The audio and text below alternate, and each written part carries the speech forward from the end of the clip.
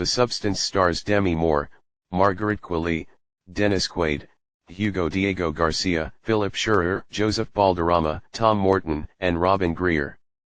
Released on September 20, 2024, the film has a celebrity using a black market drug to make herself younger. The film was written and directed by Coralie Fargeet, who's known for directing the 2017 action thriller Revenge. Everyone wants a piece of fame, but there's no denying that there's always a price to pay to achieve it. Even if you do achieve it, there's an even bigger price to pay to maintain it, especially when it involves your life. It's a tried and true tale about the consequences of popularity and fame that almost everyone seems to have forgotten recently, leading to their downfall or worse. Unsurprisingly, one particular celebrity is no exception. This sums up the latest addition to September's House of Horrors, which depicts a woman's rise and chaotic downfall in the industry caused by a mysterious serum. From the trailers alone, it seemed to have been doing its job of warning people about the dangers of taking illegal drugs amid their popularity. But does it also deliver on its chaotic premise regarding the story and direction, or are we better off staying sober? Let's find out. The story centers on Elizabeth Sparkle Moore, a fleeting celebrity and the main star of a popular aerobics television show.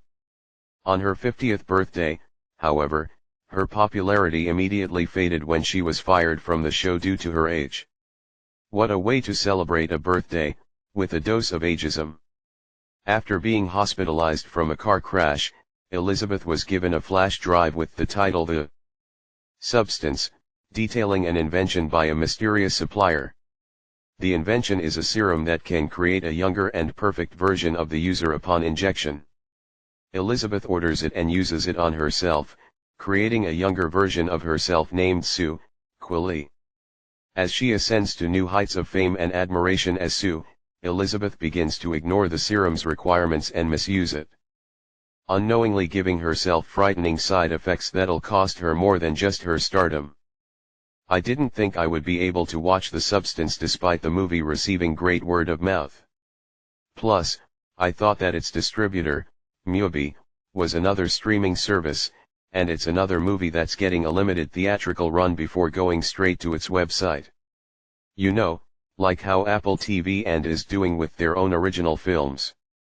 As it turns out, it is a streaming service/production company that showcases its deep appreciation for cinema akin to A24. It's too bad that it costs money to become a member. After watching the trailer a few times and knowing that my cinema is playing it, I figured I would give it a shot. After all, it's got body horror with a mix of absurdity and gross-out gore, which could either make or break the film depending on people's expectations, including mine. Body horror has the benefits of providing gasp-inducing and sickly deranged moments to terrify audiences, but it's obviously not for everyone. Those with sensitive stomachs will not be able to survive more than 10 minutes without puking their guts out from watching people's bodies get deformed. Fortunately, my stomach is made of steel when it comes to these movies. I sometimes get squeamish whenever I see bits of gore, but not enough to vomit out my snacks. So, you can say that I am slightly immune to gross-out content. Unsurprisingly, The Substance is another example of the genre, offering plenty of insanity and wickedly disgusting grindhouse aesthetics that'll have you steer clear of any suspicious drugs. It delivered exactly what you expected from a body horror movie, but what really shocked me was how effective and nightmarishly kinetic it used those elements. I rarely find a movie, let alone a body horror film, that leaves me shaken to the core after the credits roll. The last time I felt actual discomfort was when I saw Robert Eggers' The Lighthouse in 2019. After that, I was concerned that I might never get to recapture that similar feeling again. That is until I saw The Substance, the perfect blend of satire, body horror, and grindhouse style. Madness that'll remain stuck in my head far longer than anticipated. Most of the time, horror movies that receive this type of praise tend to set people up for failure when they see it for themselves, not living up to the expectations set by those who saw it earlier.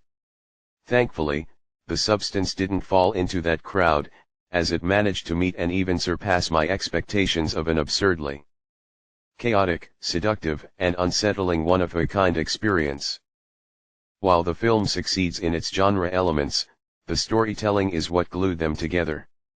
Guided by Coralie Fargeet, The Substance functions as a cautionary tale of Elizabeth's obsession with youth and beauty in a Hollywood-esque world where celebrities' careers are affected by ageism and beauty standards. Her desire to remain young and gorgeous leads her into a downward spiral of addiction, abuse, and temptation that assumes control of her actions, resulting in her becoming the thing she fears the most.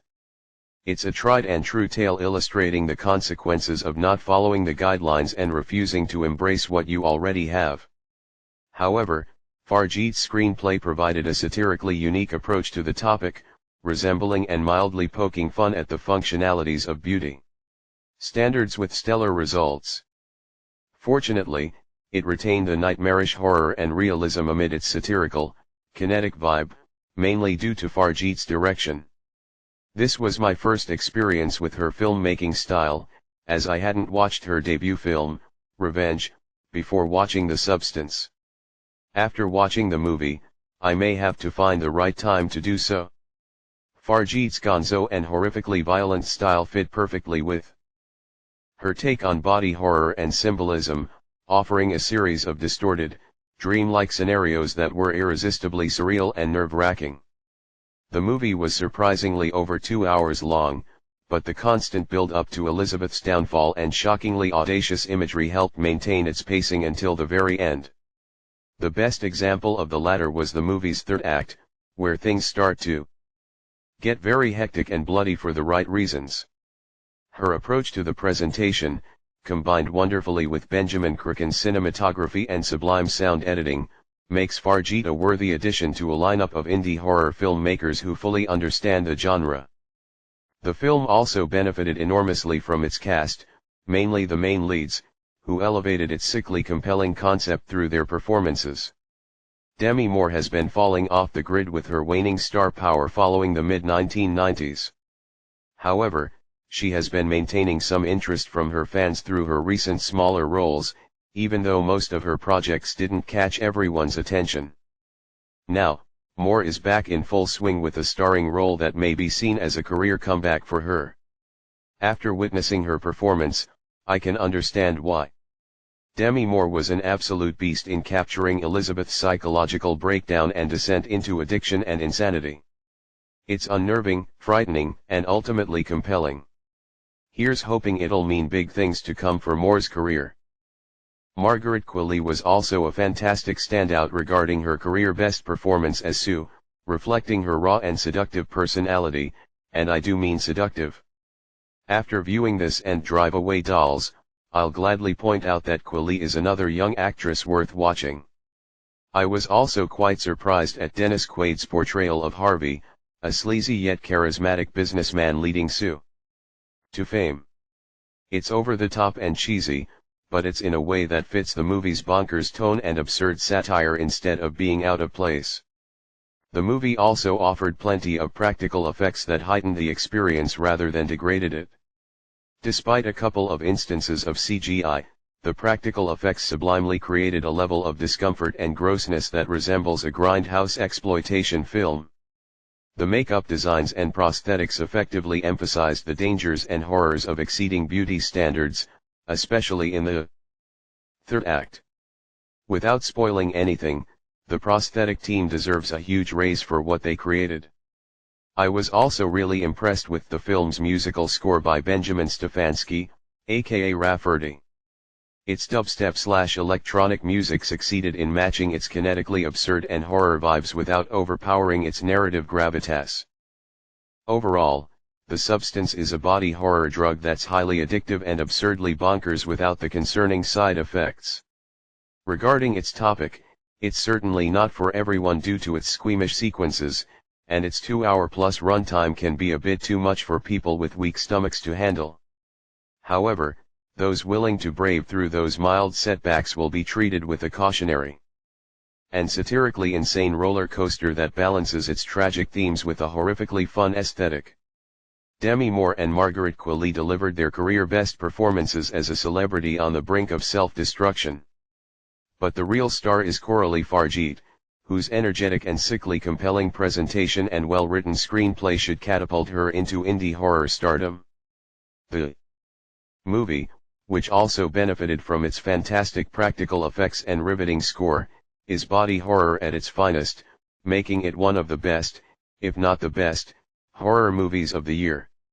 For fans of the genre, this drug is definitely worth trying out. I'm giving on this film 9/10. Let us know that if comment below to like or dislike, subscribe, hit button notification. Thanks for watching, see you later, bye.